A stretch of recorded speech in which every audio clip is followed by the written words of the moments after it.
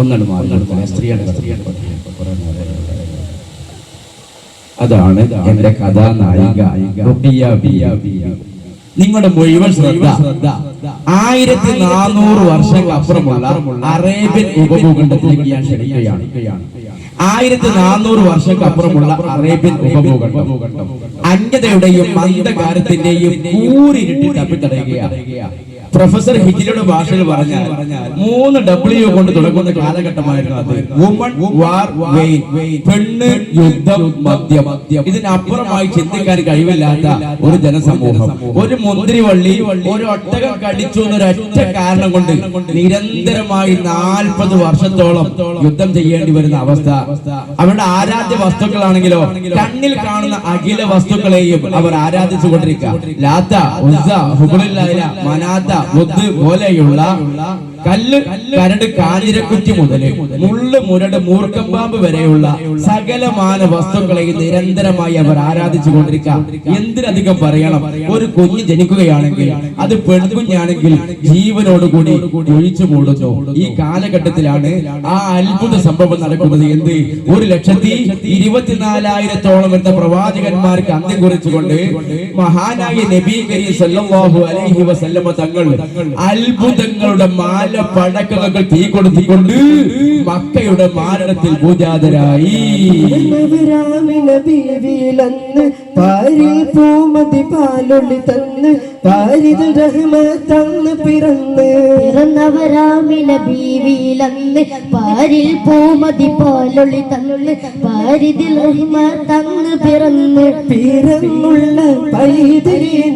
എടുത്തും കൊണ്ട് പരിശുദ്ധ കഅബയിൽ അണഞ്ഞും കൊണ്ട് പിറന്നുള്ള പൈതലിനെ എടുത്തും കൊണ്ട് പരിശുദ്ധ കഅബയിൽ അണഞ്ഞും കൊണ്ട് പിറന്നവരാമിന ബീവിയിലന്ന് പാരിൽ പൂമതി പാലൊളി തന്നുള്ളു പാരിതി റഹ്മാൻ തന്ന് പിറന്നവരാമിന ബീവിയിലന്ന് പാരിൽ പൂമതി പാലൊളി തന്നുള്ളു പാരിതി റഹ്മാൻ തന്ന് പിറന്നുള്ള പൈതലിനെ എടുത്തും കൊണ്ട് പരിശുദ്ധ കഅബയിൽ അണഞ്ഞും കൊണ്ട് പിറന്നുള്ള പൈതലിനെ എടുത്തും കൊണ്ട് പരിശുദ്ധ കഅബയിൽ അണഞ്ഞും കൊണ്ട് പിറന്നവരാമിന ബീവിയിലന്ന്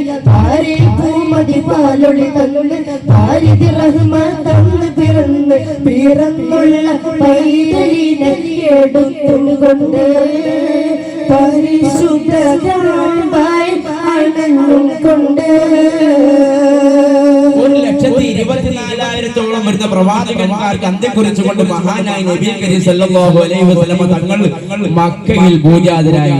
നബി ജനിക്കുന്നതിന് മുമ്പ് നമുക്കറിയാം കഥ. പ്രവാചകനായിട്ടല്ല ജനിക്കുന്നത്, മറിച്ച് യതീമായിക്കൊണ്ടാണ്. നബി ജനിക്കുന്നതിന് മുമ്പ് പിതാവ് ഈ ലോകത്തോട് വിട പറഞ്ഞു.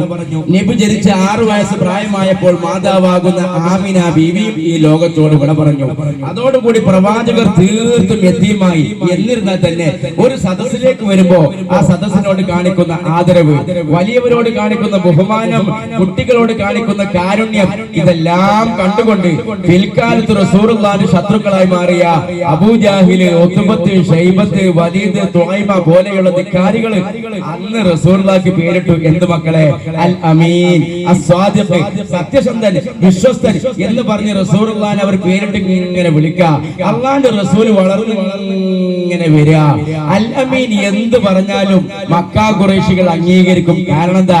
അൽ അമീൻ ആരോടും കള്ളം പറയാറില്ല, ആരെയും ചീത്ത പറയാറില്ല. അതുകൊണ്ട് തന്നെ അൽ അമീൻ എന്ത് പറഞ്ഞാലും മക്കാ ഖുറൈശികൾ അംഗീകരിക്കും. അങ്ങനെ നിൽക്കുമ്പോഴാണ് റസൂലുള്ളാഹിക്ക് 40 വയസ്സ് പ്രായമായപ്പോ തന്റെ കൂട്ടുകാരെയും കുടുംബക്കാരെയും എല്ലാം വിളിച്ചു വരുത്തിക്കൊണ്ട് പറഞ്ഞു. എന്ത്? അഷ്ഹദു അല്ലാ ഇലാഹ ഇല്ലല്ലാഹ് വഅഷ്ഹദു അന്ന മുഹമ്മദർ റസൂലുള്ളാഹ്.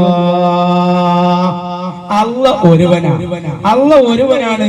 നിങ്ങൾ ഇതുവരെ ആരാധിച്ചു പോന്ന ലാത്ത, ഉസ്സ, ഹുബ്രല്ലാല, മനാത്ത, വല്യാത്ത, കുഞ്ഞാത്ത, ചെറിയമ്മായി, വല്യമ്മായി പോലെയുള്ള ഒരു ദൈവങ്ങളെയും നിങ്ങൾ ആരാധിക്കരുത്. കേവലം ഒരുവനായ അള്ളാഹുവിനെ മാത്രം ആരാധിക്കുക. ആ അള്ളാഹുവിന്റെ പ്രവാചകനാ ഞാൻ, ഇത് നിങ്ങൾ വിശ്വസിക്കണമെന്ന് പറഞ്ഞപ്പോ ആദ്യമായി റസൂലുള്ളാഹിനെ എതിർത്തത് ആരാ മക്കളെ? റസൂലുള്ളാഹിന്റെ മൂത്താപ്പ അബൂലഹബ് റസൂലുള്ളാഹിനെ അടിക്കാൻ വേണ്ടി വന്നു. അവിടുന്ന് കണ്ടി എതിർപ്പിന്റെ ക്രൂരമ്പുകളായിരുന്നു. അവർ കല്ലാലും മുള്ളാലും റസൂലുള്ളാഹിനെ ആക്രമിക്കാൻ തുടങ്ങി.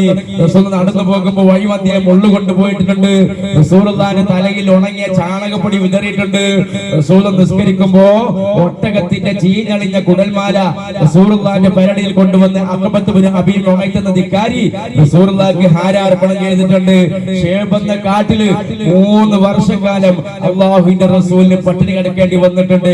ഇങ്ങനെ ഒരുപാട് കഷ്ടപ്പാടുകളും പ്രയാസങ്ങളും അള്ളാഹിന്റെ റസൂലിന് സഹിക്കേണ്ടി വന്നിട്ടുണ്ട്.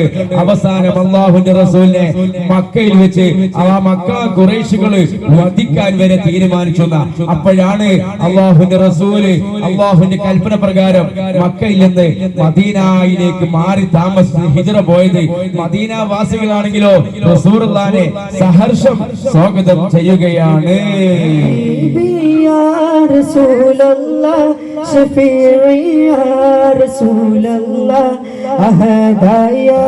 ഉടയോന്റെ മുഹമ്മദ് യാ റസൂലല്ലാഹ്